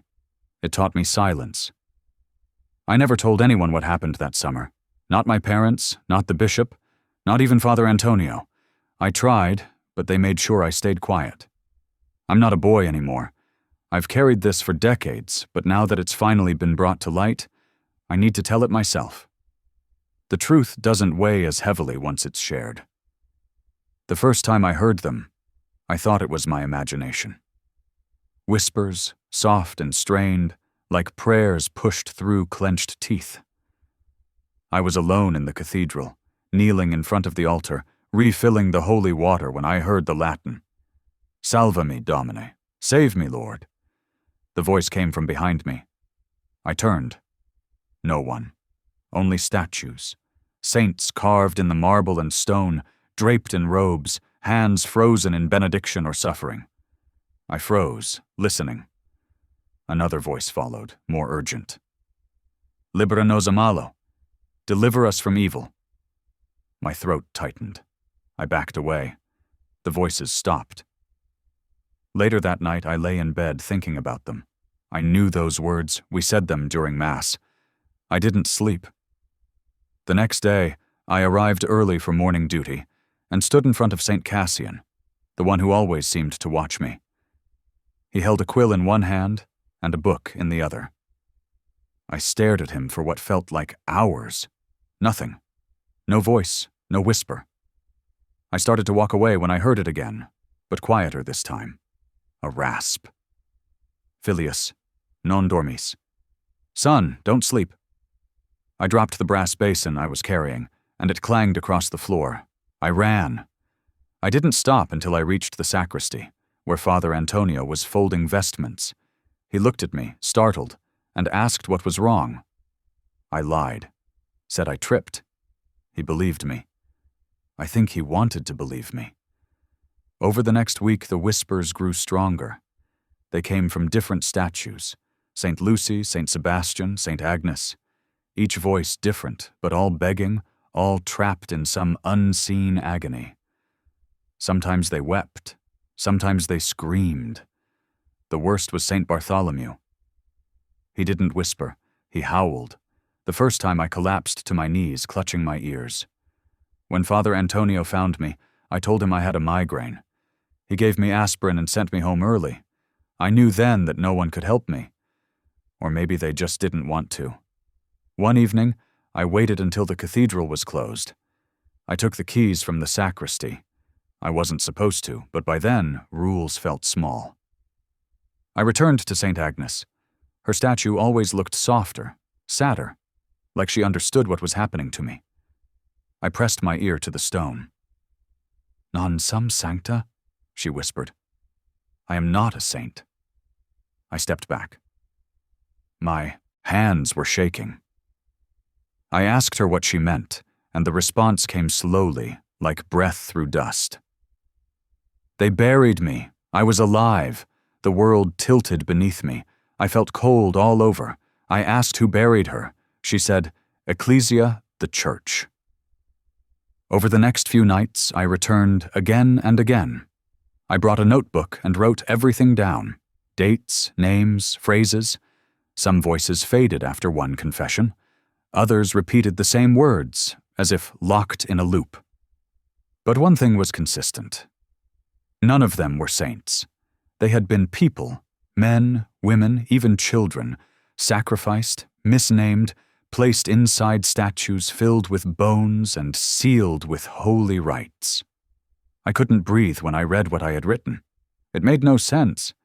These statues were relics, yes, but relics were supposed to hold pieces: a bone, a tooth, a fragment of cloth. Not whole bodies, not living bodies. I didn't believe it until I tried to prove it. I chose St. Stephen.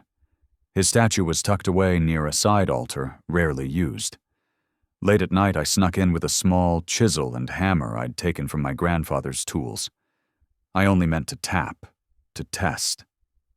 But when the chisel cracked the edge of the base, the sound it made wasn't stone against stone. It was hollow. I dropped the chisel and pressed my ear to the crack. Nothing. And then, per caritatem, oxid me, for mercy's sake, kill me. I fell back. My limbs were jelly. My heart beat so fast I thought I might pass out.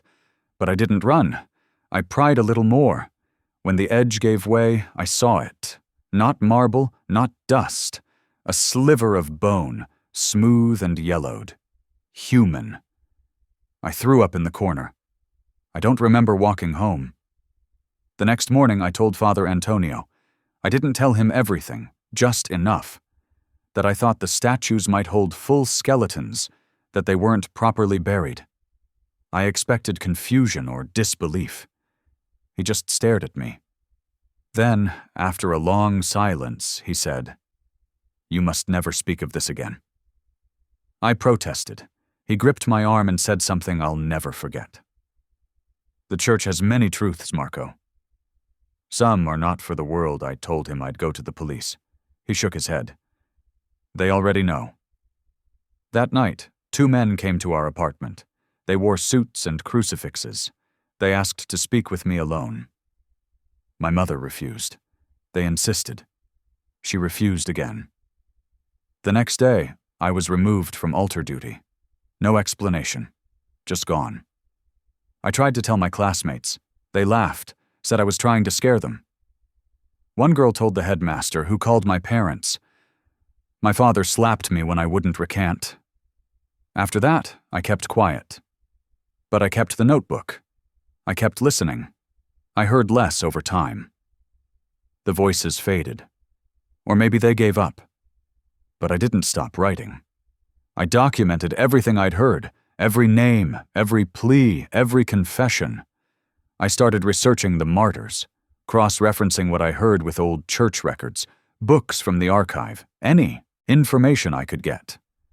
The deeper I dug, the more inconsistencies I found. Names that didn't match, dates that didn't add up. Saints canonized on shaky grounds, relics moved during war, bodies misplaced or never verified. In 1985, we moved away. My father said it was for work. I think it was because of me. I locked the notebook in a box and buried it in the garden. I thought I was done with it. But I never forgot. Never stopped dreaming about it. The whispers haunted me, even when they stopped. When I turned 20, I dug up the notebook and sent it, anonymously, to a journalist in Milan who had written about Vatican corruption. I never heard back. I assumed it had been intercepted or ignored. 35 years passed. I became a teacher, married, had children. I never returned to Florence. Then, in 2021, I saw it. A headline. Whispers in Stone. Hidden Histories of Florence's Relics. I clicked it with shaking hands. There it was. My words, my handwriting, photographed. The journalist had kept the notebook all that time, waiting for corroboration.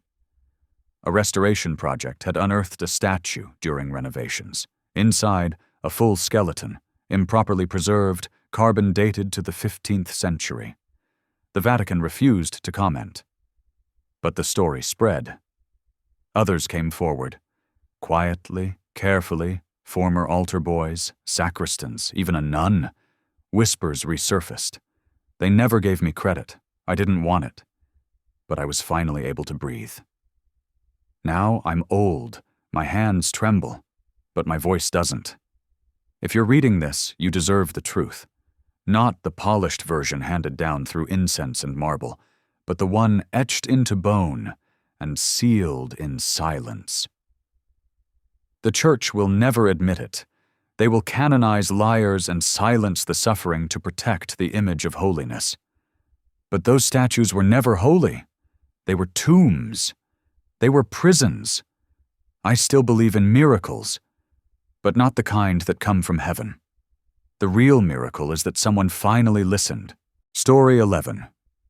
I wasn't planning to give anyone a ride that night in Hobart.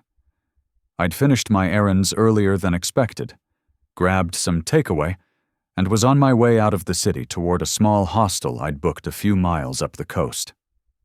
It was 2008, and I was traveling alone, the kind of backpacker who liked drifting without a strict plan.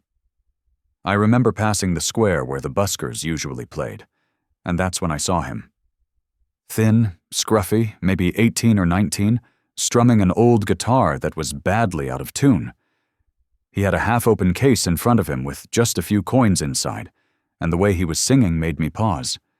His voice was raw, not polished, but there was something haunting about it. When I walked past, he looked up and asked if I could give him a lift out of town. He said he needed to get to a small town north of Hobart, where his sister lived. I hesitated. Everything I'd ever been taught about traveling alone screamed at me not to do it, especially not for some kid I didn't know. But he looked harmless, almost fragile. His clothes were ragged, and I noticed a bruise on his arm. Against better judgment, I nodded and told him to hop in. He climbed into the passenger seat, thanked me quietly, and placed a battered notebook on his lap, the kind of book musicians use to jot down chords and lyrics. He kept one hand on it the whole time, almost protectively. I asked his name, but he mumbled something I couldn't catch and changed the subject by asking where I was from. We drove in silence for long stretches, broken up by the occasional question from him about my travels. The way he spoke was odd. His sentences trailed off, like he was distracted. At one point I asked about his music, and he clutched the notebook tighter, saying softly, "It's not just songs." That put me on edge. Something about the way he said it, not defensive but secretive, made me wonder what was in that book. I told myself not to pry. I just needed to drop him off and continue on my way. About 40 minutes later, I stopped at a small roadside rest area to stretch my legs and throw away the food wrappers from dinner. I left the car unlocked, thinking he'd sit quietly while I was gone. But when I returned, the passenger door was open, and he was gone. The notebook was sitting on the seat. I looked around the rest stop, called out once, then twice.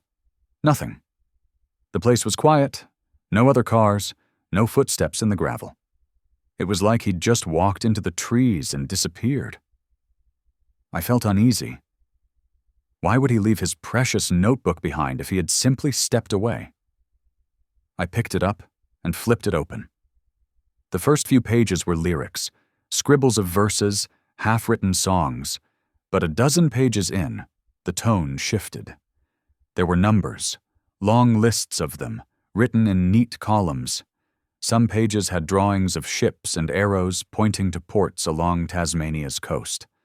Others had strange coded messages, sequences of letters. That made no sense at first glance. The more I turned the pages, the less it looked like a songwriter's notebook, and more like something dangerous, something I shouldn't be holding. I put the book back on the seat, suddenly nervous. I waited 15 minutes, thinking he'd return. He never did. I considered leaving the notebook there, but something in me didn't want to. Against my better judgment, I tucked it into my backpack and drove off. That night in the hostel, I couldn't sleep. I kept thinking about him, the bruise on his arm, the strange way he said the book wasn't just songs. I pulled it out again and studied the codes.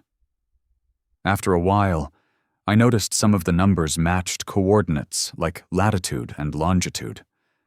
I didn't have much knowledge of navigation, but even with a quick check on the hostel's computer, I realized they pointed to small coastal towns and coves. Some were marked with notes like drop or collect.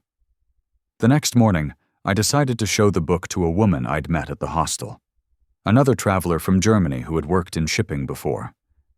When she looked through it, her face went pale. She told me the notes resembled smuggling routes, possibly drugs or people, maybe both. She said I should get rid of it immediately. I wanted to, but I couldn't shake the feeling that the boy had left it with me for a reason. Maybe he was running from the people connected to it. Maybe he had wanted someone to find it. I told myself I'd hand it to the police the next day. That evening, as I was returning to my car, I noticed a man leaning against the wall near the hostel. He was tall, built like a laborer, and smoking a cigarette. He didn't look at me directly, but as soon as I opened my car door, he flicked the cigarette to the ground and walked off toward the street. My stomach turned. I hadn't seen him before, and yet something about his timing felt deliberate. Driving away, I caught sight of a vehicle in my mirror following me. A white utility van, keeping its distance but never falling away. My hands tightened on the wheel. I told myself I was imagining it, that it was just another driver on the same road. But every turn I made, it made two. I pulled into a petrol station, got out, and pretended to check my tires. The van parked at the far end of the lot. The driver didn't get out. I went inside, bought a bottle of water, and when I came out, the van was gone. Relief washed over me, though it was thin and temporary. That night, I stayed in a cheap motel instead of returning to the hostel. I locked the door, pulled a chair against it, and sat on the bed with the notebook on my lap. I flipped through the pages again, hoping to find some explanation. Near the back, I found something new. Names. Dozens of them, listed under town names and dates. Some were crossed out. Some had ticks beside them. And then, to my shock, I saw one that matched the boy's first name, the one he'd mumbled in the car. It was underlined twice, with the word lost scrawled next to it. My throat went dry. He hadn't just vanished. He had been marked, catalogued, written down like inventory. I hardly slept that night. By morning, I was shaking with the urge to hand the notebook to the police, but a thought gnawed at me. What if they were involved? What if handing it over put me on the same list? I drove aimlessly, my mind torn between fear and responsibility. By midday, the white van returned. I saw it in my mirror again, unmistakable. My heart hammered as I pressed the accelerator, taking random turns through back roads until I lost sight of it. I pulled over, chest tight, palms wet with sweat. That was the moment I realized keeping the notebook was no longer a choice. Whoever these people were, they knew I had it. That night, I drove straight to the Hobart police station. I forced myself through the doors, clutching the notebook so tightly my hands ached. I told the officer on duty everything. Picking up the boy, his disappearance, the codes, the van. He listened silently, his eyes flicking to the notebook when I set it down on the counter. He excused himself, took the book into a back room, and left me waiting. 15 minutes passed. Then another 15. The longer I sat there, the more dread I felt. Finally, another officer came out, not the same man, and told me they'd keep the book for investigation. He gave me a short, clipped thank you, and said I was free to go. Free. The word felt wrong. As I walked back to my car, I couldn't shake the feeling of eyes on me. That night, I left Hobart, and didn't stop until I was hours away. In the months that followed, I checked the news constantly, searching for mention of smuggling rings being broken or bodies found along the coast. Nothing appeared.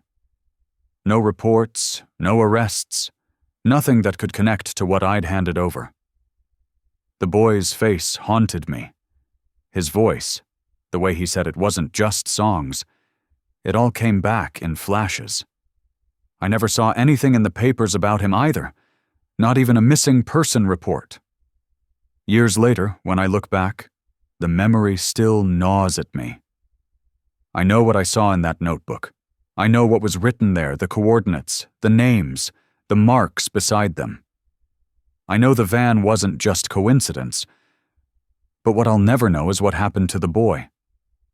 Did he mean to leave the book with me? Or was it a mistake? Did he survive? Or was he already marked for disappearance the moment he stepped into my car?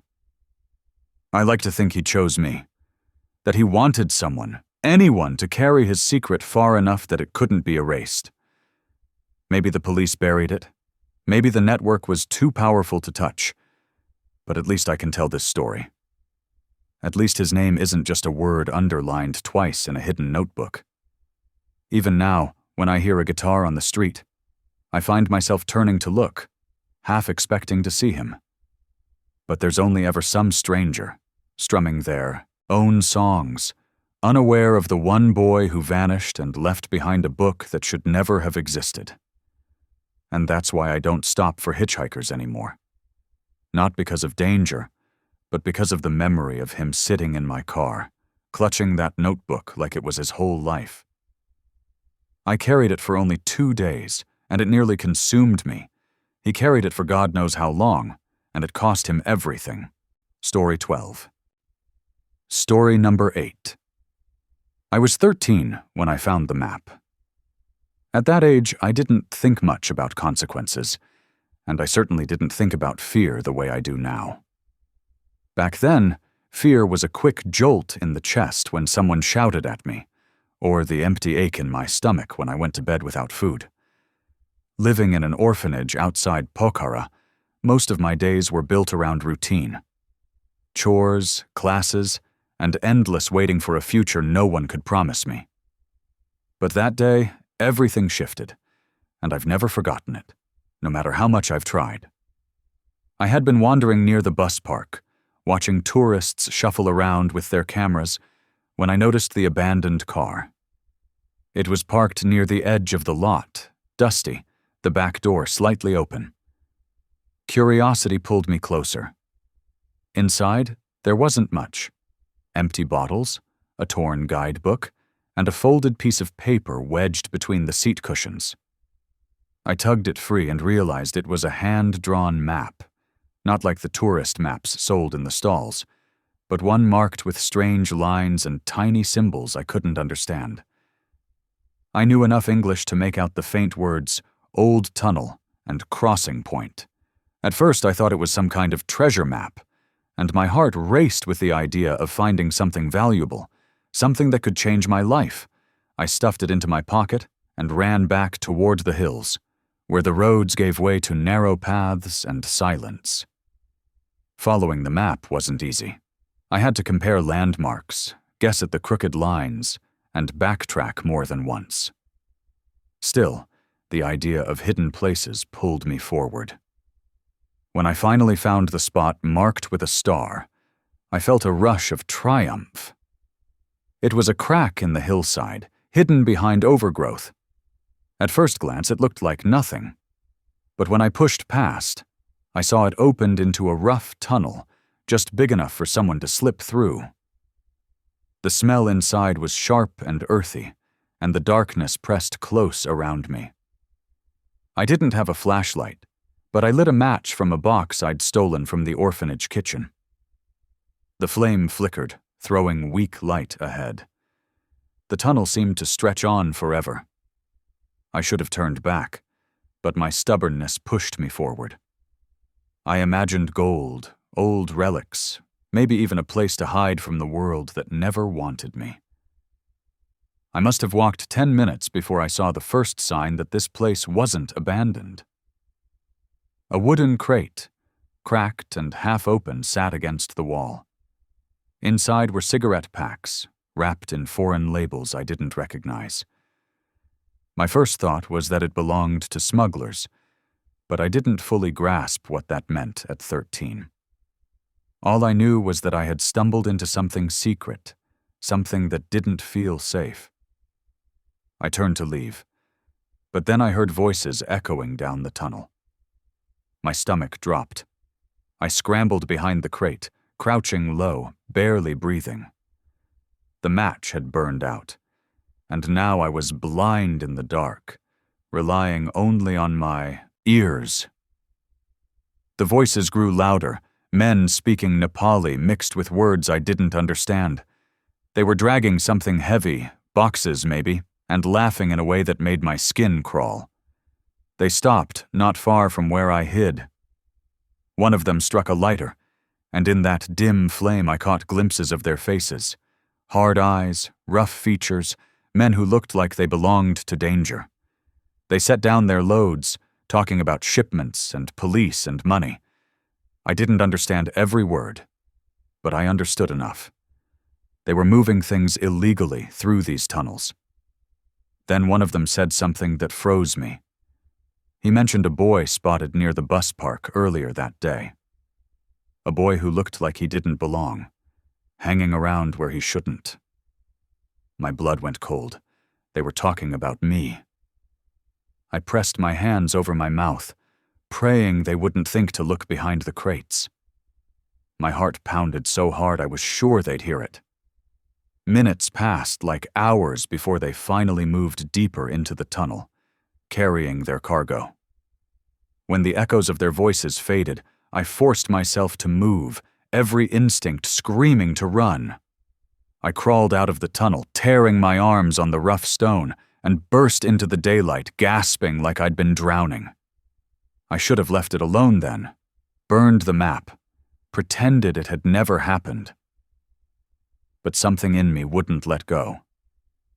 I wanted to know more. Maybe it was childish curiosity, or maybe it was the hunger for something bigger than my small life. But the next day, I returned. This time I waited until evening. The map showed more tunnels, branching routes, symbols I hadn't explored. I brought a stolen flashlight and crept back in. My hands shook the whole time, but I pushed forward, deeper than before. That's when I found the second chamber. It wasn't just crates this time, it was people. At first I thought they were travelers resting in the dark, but as my eyes adjusted I realized they were tied, gagged, their faces hollow with fear. There were 3 of them. 2 men and a woman. One of the men locked eyes with me, his look desperate, pleading.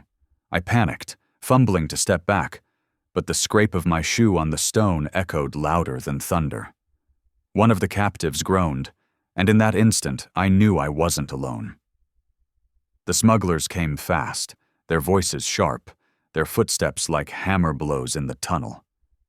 I killed the flashlight and pressed myself against the wall, but it was too late. A hand clamped around my arm, fingers digging into my flesh. One of the men snarled at me, dragging me into the light of his torch. I'll never forget his face, the scar across his cheek, the cold satisfaction in his eyes when he saw how young I was. He asked me who I was, why I was there. I stammered, begged, tried to say I was lost. They didn't believe me. Another man searched my pockets and pulled out the map. They looked at it, then at me, their anger turning to something darker. "You shouldn't have seen this," one of them muttered. They argued in low tones, deciding what to do with me. My chest heaved, tears burning my eyes, but I held them back. Crying wouldn't save me. Then, in a twist I couldn't have predicted, one of the men said to leave me. "He's just a kid," he argued. "Scaring him is enough." "He won't talk," But the scarred man disagreed. He said children were dangerous because children talked. His hand tightened on my arm, and I thought that was the end. Then, from deeper in the tunnel, a sound echoed. Shouting, whistles, the unmistakable command of police. The smugglers cursed, shoved me aside, and scrambled to hide their evidence. One dragged me by the collar and hissed into my ear, "If you speak, we'll find you." Then they vanished into a side passage I hadn't noticed before, leaving me shaking on the ground. The police stormed in minutes later, torches blinding me. They found the crates, the captives, everything. I was pulled out with the rest, coughing, filthy, barely able to speak. When they asked me how I got there, I told them about the map, the car, the tunnels. I told them everything. They didn't believe all of it. Some of them thought I was exaggerating, a child inventing drama. But the captives confirmed the smugglers, and the crates spoke for themselves. The police sealed the tunnels, posted guards, and promised they'd find the men who escaped. For weeks, I lived in fear that they'd come for me, that the scarred man would keep his promise. At night I dreamed of his eyes, that cold certainty. Every sound outside the orphanage made me jump. But time passed, and they never returned. I later learned the tunnels had been used for decades, a network carved out by old traders and later claimed by criminals. Smuggling drugs, weapons, even people. It had all happened under the feet of tourists and children like me. My discovery wasn't the first, and it wasn't the last, but it was the only time I realized how close I had come to disappearing forever.